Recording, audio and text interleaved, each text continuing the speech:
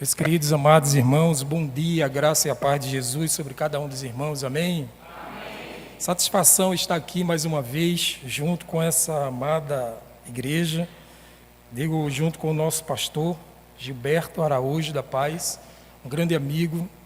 Ali em 2019 eu pude ter a experiência, de ser examinado por esse homem de Deus, e que nos trouxe ali muitas lições, muitas lições que sempre depois de uma resposta, naquele momento ali de sabatina, ele sempre trazia uma explicação, trazia ali uma palavra centrada, uma palavra equilibrada para aqueles novos pastores que estavam surgindo na Convenção Batista Brasileira.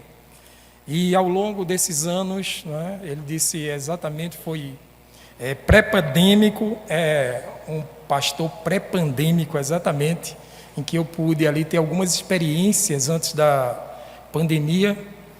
Uma delas foi quando o Senhor, eu lecionava numa escola lá em Boa Viagem, para quem conhece Zona Sul de Recife, ali o Senhor falou comigo diretamente, dizendo: meu filho, se eu te pedisse esse emprego para você se dedicar mais à minha obra, o que você diria? Eu disse: Senhor, estou à tua disposição. Embora como funcionário público pernambucano, eu estava ali em Camaragibe, já alojado, eu disse: Senhor, estarei entregando ao Senhor. E assim o fiz antes da pandemia, e logo depois, no final de 2019, eu fiz isso com muita luta e pedindo provação ao Senhor. E em janeiro, a gente encerrou ali o vínculo com aquela escola. Em março de 2020, iniciou ali a pandemia. E eu pude ver a mão do Senhor sobre a minha vida, sobre a minha família, o quanto que Deus abençoou e o quanto que Deus vem abençoando a nossa casa. Naquele período, a gente estava amadurecendo uma ideia que deu origem a um livro chamado Caminhos da Resiliência, Enfrentando Tempestades como Cristãos. Esse livro fala muito sobre as tempestades, crises que você passa ao longo da vida, ao longo das experiências que você tem momentâneas, e aqui ele retrata muito sobre isso, como você, diante das compressões, das trações, das torções que existem, todos os elementos que existem na natureza, nós também fazemos parte, e assim nós precisamos sobreviver e entender que Deus está com um propósito sobre todas as coisas.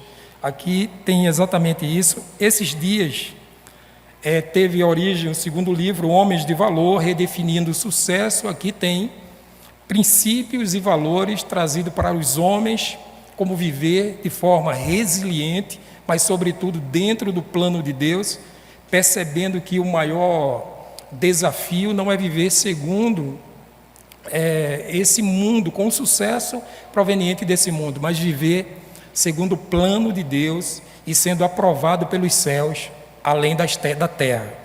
Então, esses dois livros no final vai estar ali, quem quiser adquirir, fique à vontade. Eu, quando estava fazendo esse estudo sobre 2 Tessalonicenses, capítulo 2, eu percebi o quanto que o Senhor nos ama, o quanto que o Senhor tem para nós de forma profunda. Vocês tiveram aí a triagem de toda a carta de Tessalonicenses, tanto primeiro como segundo. Por exemplo, no primeiro capítulo dessa carta, Paulo fala muito sobre a força da fé, fortalecendo a fé diante da perseguição. Outrora, vocês já ouviram falar, já viram esses estudos na primeira carta, dizendo como vai ser a vinda do nosso Senhor. E sempre diante de uma grande vitória havia uma grande tempestade, um saculejo ali, e Paulo estava animando os novos crentes diante da perseguição no capítulo 1. Já no capítulo 2, ele trouxe aí, que é exatamente o foco nosso, corrigir a confusão sobre a volta de Jesus. Capítulo 2 fala muito sobre a confusão que se instalou naquela igreja e naquele ambiente que todos estavam meio atordoados, tentando entender o que estava acontecendo.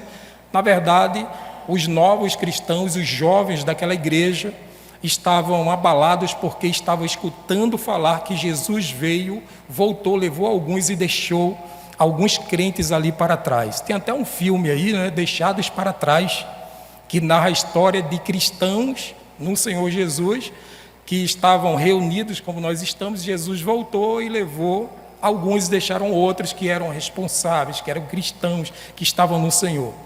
Isso a gente precisa acalmar o coração, porque quem está em Cristo, nova criatura é. As coisas velhas se passaram e eis que tudo se fez novo.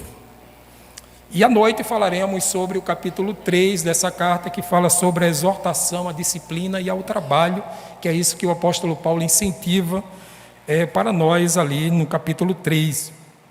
Mas eu queria começar essa manhã trazendo uma reflexão para nós sobre um acontecido natural que acontece sempre no outono, na França, na Europa toda, que é um movimento de pássaros, pequenos pássaros que eles andam em comboio, e eles chamam isso de estorninhos. Estorninhos são pequenos pássaros que andam em comboio com aquele barulho, e eles seguem uma padronização, um ritmo extraordinário. Você olha para cima e eles traçam figuras, não é, no céu, e aquilo é chamado de murmuração. Murmuração são os movimentos que eles dão diante dessa sequência, desse movimento que eles fazem. Mas eu pesquisando sobre isso, eu entendi que para eles fazerem aquela sincronia tão perfeita, existem 3 critérios que eles seguem. Eu até anotei aqui. O primeiro deles é manter a distância um dos outros. Manter a mesma distância. Não se pode jamais se estar fazendo uma coreografia se não mantiver aquela distância. Isso acontece inclusive na área militar, né? Quem já foi militar, geralmente é a mão aqui que vai traçar a distância de um para o outro, tanto frente como lateral. Você faz isso para cada um estar à mesma distância um do outro. Um segundo ponto que eles também traçam é exatamente imitar o vizinho. O que o vizinho fez, tanto da frente como do lado, ele também vai fazer. E o terceiro é nunca perder o centro, o foco daquele movimento. O centro é que vai definir todos os movimentos daqueles pássaros. E eu, pensando sobre isso, eu fiz uma pergunta intrigante. E se por acaso um daqueles pássaros, eles quebrarem uma dessas cadeias, não estiverem imitando um do lado, se ele não estiver olhando para o centro, se eles não estiverem ali fazendo o que está dentro da triagem para seguir os movimentos. 3 coisas também acontecem, eu também anotei aqui. O primeiro, eles são tragados pelo próprio vento, porque um do lado do outro vai se protegendo e criando uma camada de ar para se proteger. Quando ele sai daquela harmonia, o próprio vento que vem contrário a ele destrói aquele pássaro. Segundo lugar, o que acontece com aqueles pássaros quando eles saem daquela coordenada, eles são atacados por predadores. Enquanto eles estão em comboio, um ao outro protege um ao outro e eles vivem naquela harmonia e direcionamento. Quando eles saem daquele comboio, se direciona para lugares distintos, eles são devorados pelos predadores que estão sempre ao redor. Isso faz lembrar, né, daquele texto quando o próprio apóstolo diz assim: cuidado, porque existe em nosso derredor alguém que está como leão, bramando como leão, esperando apenas uma oportunidade para que a gente no reino espiritual se distraia com alguma coisa e saia daquele momento de harmonia, de comunhão, e de repente ele, como presa, ele nos destrói diante daquela desarmonia momentânea que tivemos. Em terceiro lugar, o que eu percebi é que existe algumas coisas, quando ele não é devorado por alguma presa e quando ele não é destruído pela própria correnteza de ar, existem choques naturais com obstáculos. Pode ser um avião que está vindo, pode ser uma montanha que surgiu pela frente e de repente ele bate com aquilo ali e a vida dele ele também é dissipada. E aí nós temos de fato uma correlação para os nossos dias. Assim como aqueles pássaros, aqueles estorninhos que estão andando em comboio, somos nós. Precisamos um dos outros para vivermos em harmonia com o Pai. Por isso que a grande questão que Jesus deixou para nós era amar a Deus sobre todas as coisas e ao teu próximo como a si mesmo. E dessa forma viveremos nessa tridimensionalidade, Pai, o outro e nós. E essa triangulação faz com que a gente viva em harmonia, olhando para o outro, como Paulo disse, olhe para mim, porque eu tenho olhado para Cristo, que é o centro. E nós vivemos assim, olhando um para o outro, vivendo um com o outro, de braços dados, mantendo aquela distância saudável um do outro e dizendo assim: Cristo nos levará naquele grande dia em que o som da trombeta vai soar e nós iremos ser transformados e veremos o Senhor como de fato Ele é. Então, dessa forma, nós enxergamos que um coração confuso sempre segue o voo do que está perto, mas um coração firme segue o centro, mesmo que todos ao redor se desviem. Embora você esteja ao lado de alguém, andando com essa pessoa, seu foco principal deve ser o centro, o autor e o consumador da sua fé, Jesus Cristo, nosso Senhor. Por essa razão, de forma introdutória, eu quero trazer sempre a lembrança de que nós estamos debaixo e assegurado do sangue de Jesus. O sangue que não só liberta, mas protege de todo mal. Então, que nós possamos estar olhando para o autor e consumador da nossa fé. Nós iremos olhar os textos bíblicos dessa carta, no capítulo 2, à medida que nós estivermos caminhando por cada tópico, cada ponto sobre o trecho que nós iremos ler. Eu queria, de forma rápida, ainda orar com você, pedindo a iluminação do Espírito Santo. Curve sua cabeça onde você estiver. Ó Senhor, estamos aqui, Senhor, diante de Ti, e que assim como o Teu servo já orou, e a igreja confirmou, eu me lanço debaixo da Tua graça, do Teu favor, entendendo que é o Senhor que tem para nós a verdadeira palavra. Eu me coloco à Tua disposição, ilumina nossa mente e o nosso coração, e que as palavras da minha boca e o meditar do meu coração sejam agradáveis a Ti, Senhor. Em nome de Jesus, amém. A primeira coisa que eu trago à mente é capítulo de número 2 de Tessalonicenses. Você pode abrir a sua Bíblia, por favor, capítulo 2, no versículo 1. A palavra de Deus fala sobre chamado à lucidez. O que significa esse chamado à lucidez? É você e eu, nós estejamos sempre pensando aquilo que é glorioso, aquilo que é eterno, tudo que for agradável, tudo que for maravilhoso, tudo que for digno de confiança, que for verdadeiro, nisso pensai, como Paulo também falou em Filipenses 4:8. É sobre isso que, de fato, precisamos pensar e olhar. A nossa mente precisa estar enxertada com a palavra de Deus. Por isso que Paulo fala aqui à igreja de Tessalônica: irmãos, no que diz respeito à vinda do nosso Senhor Jesus Cristo e a nossa reunião com Ele, pedimos que vocês não se deixem demover facilmente de seu modo de pensar, nem fiquem perturbados, quer por espírito, quer por palavras, quer por carta, como se procedesse de nós, dando a entender que o dia do Senhor já chegou. Então Paulo escreve aos jovens crentes daquela época, porque eles estavam confusos e ansiosos, achando alguns que o Senhor estavam esquecendo dele, que o Senhor já veio ou estava ali abandonando aquela igreja, porque ele já tinha vindo. E isso por conta proveniente de alguns falsos mestres que estavam entrando na igreja e falando palavras destoantes daquela que nós conhecemos nas Sagradas Escrituras. Naturalmente, nós vemos hoje muitos falsos mestres nas redes sociais. O YouTube está repleto disso. Pessoas dizendo, por exemplo, que a Bíblia precisa ser atualizadas, pessoas dizendo que essa revelação já está ultrapassada, que é necessário termos uma visão bem eclética sobre as coisas, porque o nosso Deus é amoroso e jamais Ele vai abandonar um filho seu. E essa teoria ou corrente filosófica tem levado a pessoas a entrarem, enveredarem por caminhos que não são bíblicos, debaixo da potente mão de Deus, quando Deus, sendo Ele pleno em bondade, pleno em justiça, pleno em amor, mas sendo um Deus totalmente justo. Assim como aqueles jovens cristãos, muitos hoje são abandonados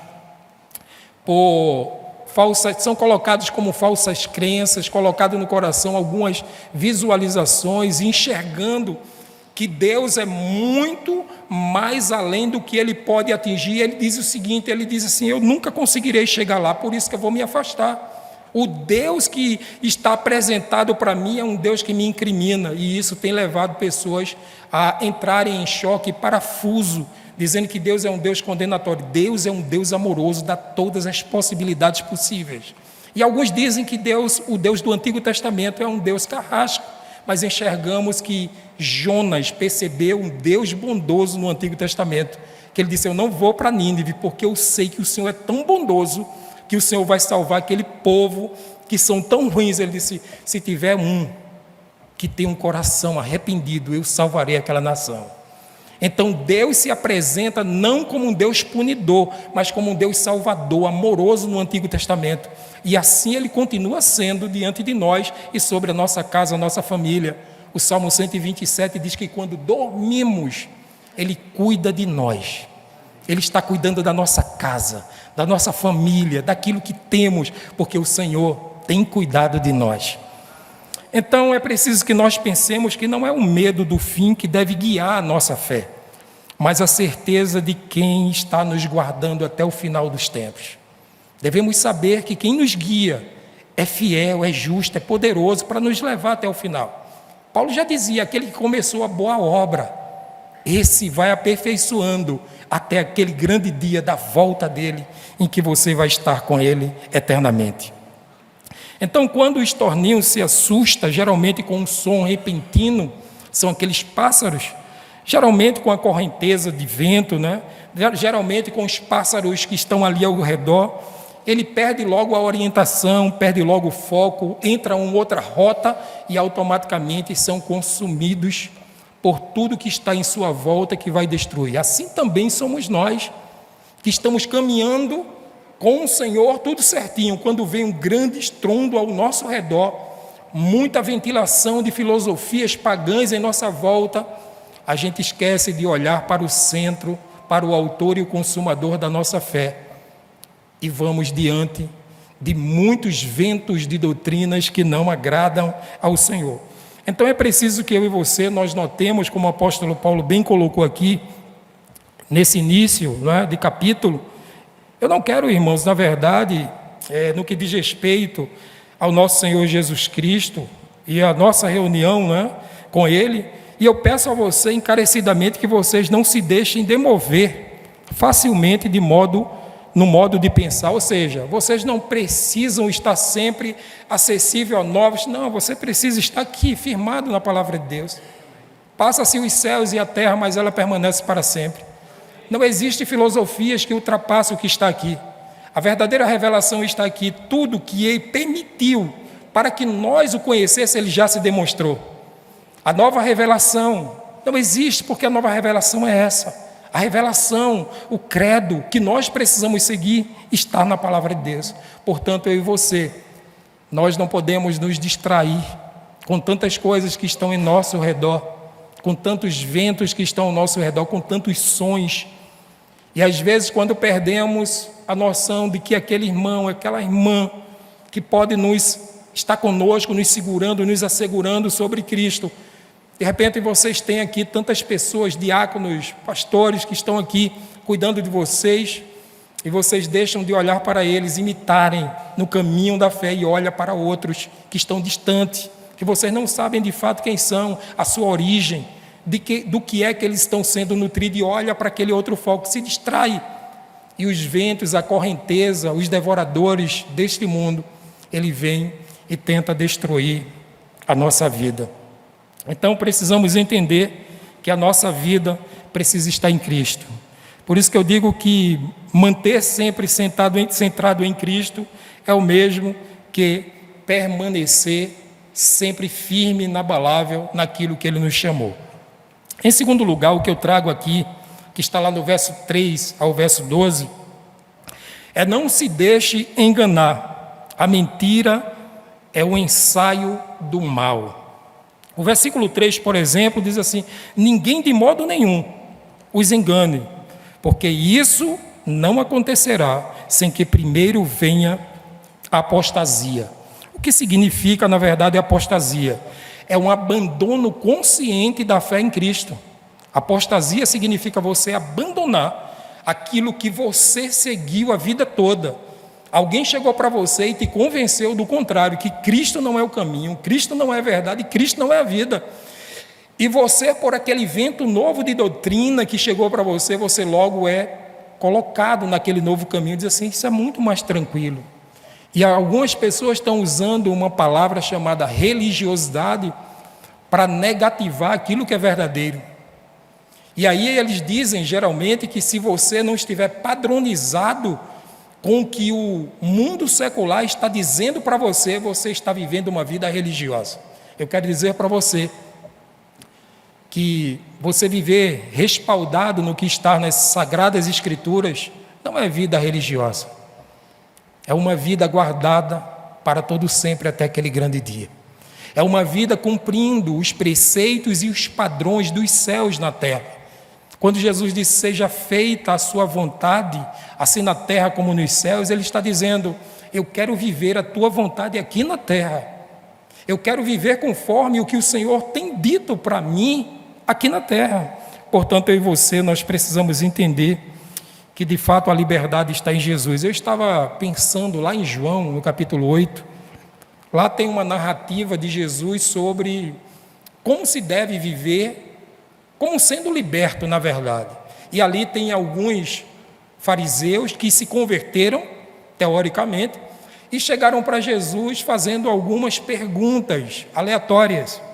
E se você olhar no versículo 31, João 8:31, Jesus disse assim aos judeus que haviam crido nele, não são aqueles que queriam pegar ele de alguma forma em alguma situação, são aqueles judeus que haviam crido nele, se converteram e estavam seguindo a ele, judeus. Se vocês permanecerem na minha palavra, são verdadeiramente meus discípulos. Os reais discípulos de Jesus não são aqueles que dizem que são de Jesus. Os reais discípulos de Jesus, segundo a própria palavra de Jesus, é aqueles que seguem os meus mandamentos. As minhas palavras estão dentro de você.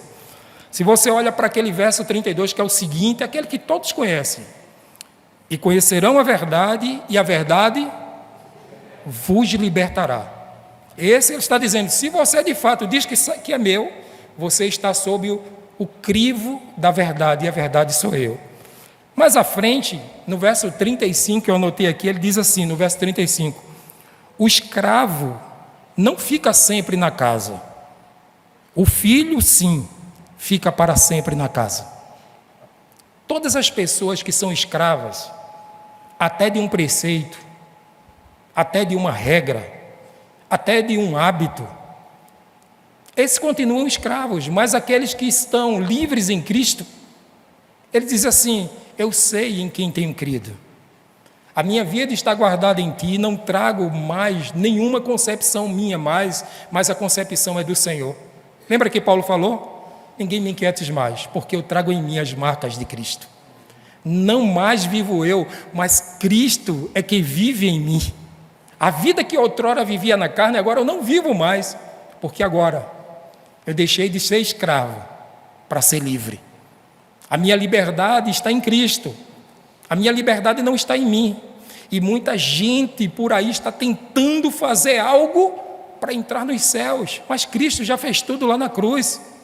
A grande verdade é que eu preciso acreditar que Ele já fez tudo por mim, mas não ficar com os braços cruzados. Entender que quem está em Cristo, nova criatura é. As coisas velhas se passaram e tudo se fez novo. E agora, a minha vida, o meu entoar, a minha caminhada é totalmente distinta. Não porque o pastor Gilberto me obrigou a fazer, eu sou membro. Não é por isso.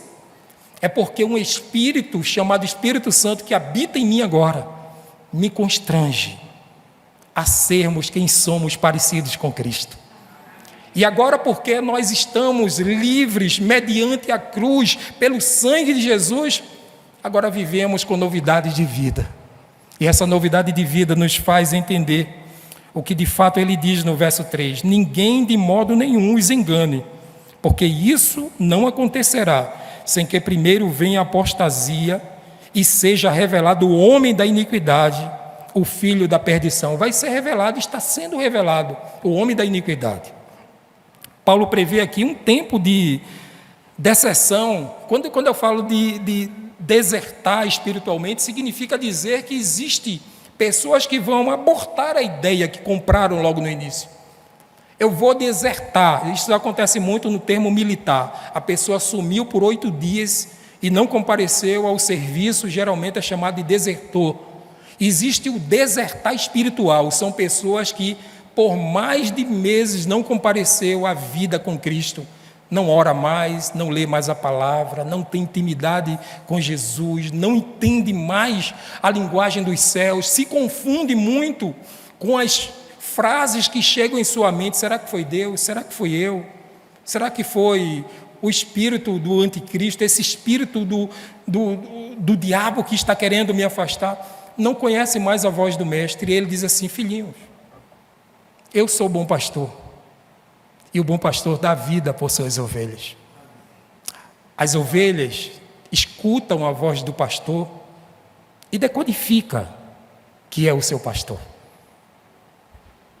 O bom pastor está pronto para te seguir, aonde você estiver, para te guiar, colocar nos braços. E se preciso for, se você estiver muito atordoado, querendo fugir, é possível que o pastor quebre um pouco a sua pata para neutralizar seus movimentos, mas que ao mesmo tempo ele coloca no braço, enfaixa, faz uma paletazinha, deixa você vulnerável a ele, até você curar, mas sentir a batida cardíaca do seu peito, do seu coração, dizendo: filhinho, dá-me agora o teu coração, porque eu vi para dar vida e vida em abundância. Essa é a voz do nosso pastor. Essa é a voz do nosso Cristo, que veio, morreu, ressuscitou e agora está à direita do Pai, intercedendo por você, intercedendo por mim. Uma outra coisa que eu chamo a atenção, além desse espírito que surgirá, às vezes a gente foca em pessoas. Vai ser aquele fulano, vai ser aquele outro, vai ser aquele outro. A gente esquece que existe um espírito que está movendo toda a história desse mundo, que é o mundo jaz no maligno. Esqueça pessoas e foque em atuações. Às vezes, dentro de uma escola, é possível ter pessoas que sejam movidas por esse espírito de apostasia, por esse espírito que levam as pessoas a seguir os padrões diferentes daquele que nós encontramos aqui nas Sagradas Escrituras. E a gente precisa ser firme e constante naquilo que a gente creu, porque a palavra do Senhor é firme e inabalável. Quando a gente vai para Salmo 12, verso 6, diz que a palavra de Deus são puras. Ela é colocada em vaso de barro, purificada 7 vezes. E de forma clara, a gente precisa entender que ela não falha, ela não muda, ela não precisa ser atualizada, porque ela é sempre firme.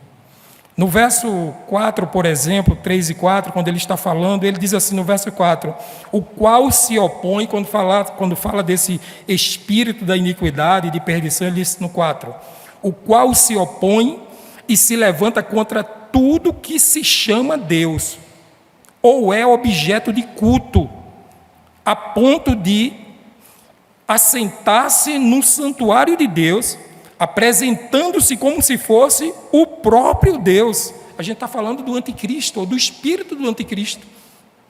Isso tem a ver com orgulho, soberba, ambição. Todas as vezes que você vê alguma coisa acontecendo com o espírito de soberba, autoengrandecimento, ambição muito aguçada, aquela fuga para descobrir o seu próprio ser, você já começa a pensar que isso é resquício do espírito do anticristo, porque é possível, como diz a Sagrada, que ele queira sentar no lugar de Deus, no santuário de Deus, para se parecer com o próprio Deus. Isso aconteceu lá nos céus, há muitos anos atrás, quando Lúcifer queria tomar o lugar do Senhor. E o Senhor disse: você será colocado para baixo, porque aqui pertence a mim, o Senhor dos céus e da terra. E esse espírito, ao longo do tempo, ele tem promovido justamente isso. Foi assim com Adão e Eva lá no jardim, o que foi que Deus disse? Ele disse que não era para comer dessa fruta. E ele disse, não é bem assim. Ele sabe que no dia que você comer, você será igual. Olha a proposição dele. Se você comer, você será igual a ele. Ele tem medo que você seja igual a ele. E o homem por si só, querendo essa questão de grandeza, de estar acima, estar querendo algo novo, se alimentou daquela árvore. E o próprio Deus disse, eu te dei tantas árvores, tantas possibilidades, e você escolheu aquela que eu disse que não era para comer. Sabe de uma coisa? Em nossas relações, nos meios em que estamos inseridos, Deus nos dá muitas possibilidades. Mas existe uma das possibilidades que temos que não é permitido que comamos. Porque no dia que comermos, certamente nos afastaremos desse relacionamento. Os relacionamentos nossos, em várias áreas nossas, são as maiores provações e os maiores paraísos que Deus nos colocou para estar. E temos muitas escolhas a fazer, mas o diabo, o inimigo de nossa alma, ele está sempre nos tentando a gente tomar a pior decisão de nossas vidas. Talvez você chegou aqui essa manhã com o coração angustiado, triste, e dizendo, Senhor, é mais um culto, será mais um momento que eu escutarei a palavra, escutarei os louvores, apresentarei algumas ofertas ao Senhor e voltarei para casa, irei almoçar, seguir a vida. E o Senhor nos reuniu aqui nesta manhã para dizer, filhinho, filhinha amada, a maior proporção da sua vida não está nas coisas, está em mim. Mais do que os relacionamentos humanos, é o vínculo sobrenatural comigo. Foi isso que ele disse e fez com Adão. Todas as tardes, ele descia. Adão, onde você está? Vamos conversar. Até que Adão desertou espiritualmente e fugiu, porque encontrou nele uma percepção de que ele não era merecedor da graça de Deus. Figura de oposição radical é o anticristo, que nos afasta do Senhor. Ele se exalta, ele toma o lugar que pertence a Deus. É um espírito de rebeldia, de orgulho, de adoração a si mesmo, de auto-engrandecimento. Todo esse espírito está vinculado ao anticristo. Um ambiente que nos leva, ao invés de crescer, diminuir. Diminuir, que eu digo no sentido de nos abater. Mas o Senhor nos chama a nós entendermos que nele somos mais que vitoriosos.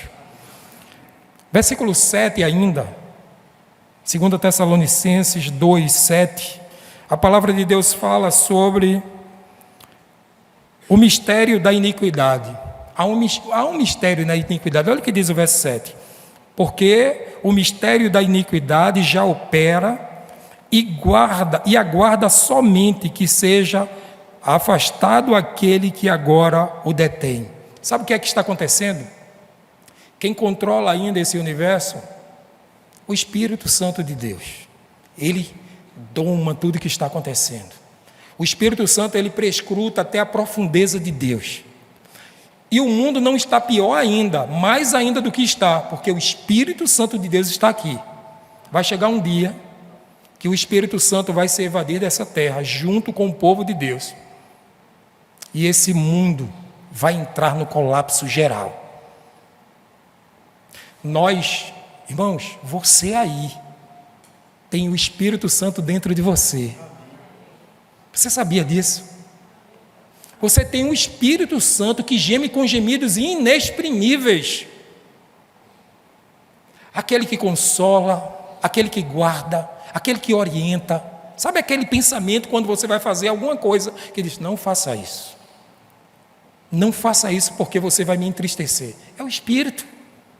Sabe aquilo que você queria fazer, num momento de dor, de problema angustiante, e você diz, não vou fazer, porque eu escutei aqui na minha cabeça, é o Espírito Santo dizendo para não fazer. Você tem tudo que alguém, um guerreiro precisa ter. Você sabia que tem, lá em Efésios 6, tem uma armadura completa para você lutar? Você tem um capacete, você tem uma couraça, você tem um cinto, você tem um sapato, você tem um escudo, você tem uma espada. Você tem alguém dentro de você que te controla. Não vá para a direita, vá para a esquerda. Aqui tem um ataque, venha para cá. Ele está te guiando. Você tem o Filho de Deus à destra do Pai, dizendo assim, eu não peço que tire Gilberto da terra, mas eu peço que eu o guarde e o livre do mal. Você tem muitos irmãos ao seu redor, segurando na sua mão, dizendo, não se afasta, olha a distância que eu estou de você, vamos manter a mesma distância. Você tem um arsenal de cobertura para que você consiga vencer. Mas, diante de tudo isso, o inimigo de nossa alma, ele vai trazer pensamentos, emoções, frustrações, expectativas frustradas, depressões, ansiedades, para te parar no caminho. Em nome de Jesus, que esses pensamentos caiam por terra agora. Já está operando, esse mistério da iniquidade já está operando. O mal não se manifesta de uma vez, ele começa com ensaios, ele começa minando a sua fé, trazendo possibilidades. O freio, que é o Espírito Santo de Deus, ainda está segurando tudo isso, mas o palco está sendo montado. Vai chegar um momento que aquilo que está lá em Apocalipse, ninguém compra, nem vende, nem troca, se não tiver o sinal. Tudo está se montando, tudo está se construindo. Lembre-se, o Pix, tudo é mais fácil. Tudo é mais fácil. Vai chegar um momento que ninguém compra mais com dinheiro no bolso. Aquilo vai ser uma forma de você se rebelar contra o Reino Unido que vai surgir. Eu quero dizer para você que a única coisa que nos salva é Jesus de Nazaré. Não siga voos bonitos, siga quem voa centrado em Jesus Cristo. Às vezes há voos tão bonitos que você diz, eu queria voar daquele jeito. Eu queria fazer esses voos, ouçar esses voos extraordinários. Fulaninho se dá bem em tudo que coloca a mão o negócio cresce. Eu queria tanto aquilo ali. Aparentemente, aquele voo está tão bonito, está tão lindo, mas não está centrado na graça do Senhor, no poder do Senhor. Um salmista uma vez ele disse, eu olhei para os ímpios e quase que meus pés se desviavam, escorregavam. Foi aí que eu entrei no santuário do Senhor. E aí eu vi o propósito de Deus para a minha vida. Busque aquilo que Deus já estrategou para você, já escreveu no seu livro para a sua vida. Porque quando você está buscando o propósito de Deus para você, tudo se tornará mais fácil. Tudo se tornará estratégico. Tudo se tornará os céus na terra. Porque você vai estar dentro de um propósito sobrenatural do Senhor. Sabe que Salmo 139, verso 16, diz que ainda quando estávamos informes, ou seja, dentro do ventre de nossa mãe, em construção ainda, Ele já sabia quem éramos. Ele já escreveu no seu livro toda a história de nossa vida. Está lá no Salmo 139, verso 16. A melhor forma de atingirmos o objetivo em Deus é sabermos a vontade de Deus, porque é boa, agradável e perfeita. Então, irmãos, em terceiro lugar, olhando do verso 9 ao verso 12, eu digo que a ação enganosa do mal está aqui. Quando eu digo aqui no mundo, diante de nós, diante dos nossos olhos. Isso sempre acontece quando a verdade é rejeitada. Sempre que nós rejeitamos a verdade, naturalmente o mal se instala. Se você não fala a verdade, quando eu digo fala a verdade, é se colocar diante da verdade de Deus, naturalmente o mal e a mentira do diabo se instala em nossa casa, em nossa vida. Por isso que diz lá no verso de número 9, ora, estou lá em 2 Tessalonicenses, capítulo 2, verso 9. Ora, o aparecimento do iníquo é segundo a ação de Satanás, com todo o poder, sinais e prodígios da mentira, e com todo o engano de injustiça e aos que estão perecendo, porque não acolheram o amor da verdade para serem salvos. E por este motivo que Deus lhe envia a operação do erro, para darem crédito à mentira, a fim de serem condenados todos os que não creram na verdade, mas tiveram prazer na injustiça. Aqui nós temos duas coisas andando em paralelo: verdade e mentira. Ou eu estou sobre o fundamento da verdade, ou sobre o fundamento da mentira. Não tem outra forma. E eu entendo que no verso 10, por exemplo, eu destaco aqui, porque não acolheram o amor da verdade para serem salvos. Eu só posso ser salvo se eu acolher a verdade no meu coração. Quem é a verdade? Jesus. Eu sou o caminho, a verdade e a vida. E ninguém vem ao Pai se não for por mim. Jesus é a verdade. Ou seja, eu não posso afastar de mim Jesus e ao mesmo tempo querer ser salvo, porque Ele é o único mediador entre Deus e os homens. Então aqui precisamos entender que a nossa vida deve estar guardada no próprio Senhor. E lembre-se, conforme está escrito lá em João 8, 44, o diabo é o pai da mentira. Eu até anotei aqui que quando nós falamos exatamente sobre verdade, estamos falando de Jesus, mas quando falamos de mentira, estamos falando do próprio Lúcifer. O escravo, lembra lá de João 8,35, o escravo não fica sempre na casa, mas o filho sim, ele permanece sempre na casa. Então aqui, para você fugir do mal, você precisa abraçar o bem. Eu não posso escorraçar de mim o bem e querer viver sob a direção desse bem, que se chama Jesus. Então aqui nós precisamos entender que o problema não é o engano, mas o amor por Ele. Na verdade, o Senhor veio provar a que nós amamos. É fato, a condenação sobre o pecado vai acontecer. O pecado vai ser destruído. A grande questão é, o meu amor vai ser mais sobre o Senhor ou sobre o pecado?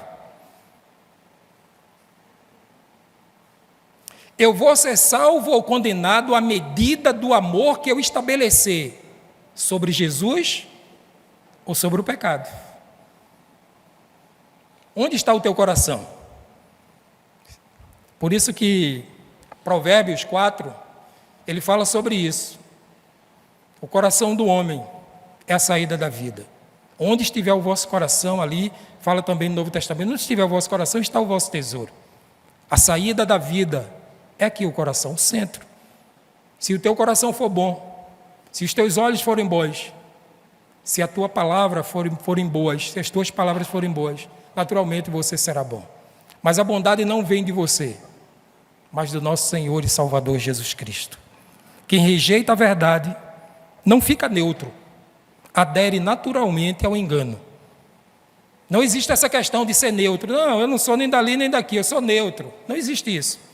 Se eu rejeito a verdade, naturalmente eu assimilei a mentira. Eu assimilei o engano. Não existe questão neutra, posicionamento neutro.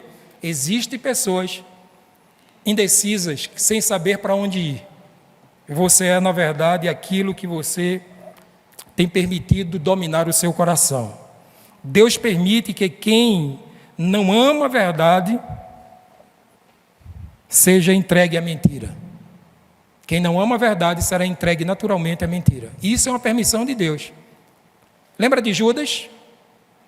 Judas sentou-se no último instante com Jesus na mesa. Ele disse: quem irá me trair? Vai molhar o pão comigo. Nenhum dos discípulos que estavam ali entenderam, mas Judas entendeu. Jesus estava falando com ele como está falando com você nesta manhã. Talvez aquilo que você projetou, aquilo que você instalou no seu coração, e Deus já vem te falando por várias vezes: abandone, deixe. Talvez seja esse momento que Ele esteja falando assim, de forma veemente com você: filhinho, filhinha, abandone e deixe, siga a verdade, siga o meu coração, porque eu te darei não só um lugar, mas a minha presença. Sabe que muita gente tem ido às igrejas e procurado um ambiente como esse para ser salvo de algo? Eu quero dizer para você que muito mais do que ser salvo de algo, de um ambiente, muito melhor é ter a presença do Pai. Porque Davi entendeu isso. Davi disse: ainda que eu andasse pelo vale da sombra da morte, eu não temeria mal algum, porque tu, Senhor, estás comigo. A tua vara e o teu cajado me consolas. Preparas uma mesa perante mim na presença dos meus inimigos. Unges minha cabeça com óleo e o meu cálice transborda. Isso em um deserto. Certamente que a bondade e misericórdia do Senhor me seguirão todos os dias da minha vida, e habitarei na casa do Senhor para sempre. O que você está ouvindo? O que você tem assistido? Quem você tem seguido? Quem você tem curtido? Amar a verdade é mais do que saber versículos. É viver como quem pertence a Jesus. Aquilo que você ocupa muito a sua vida é aquilo que vai te levar, te guiar. O que você tem feito de segunda a sábado?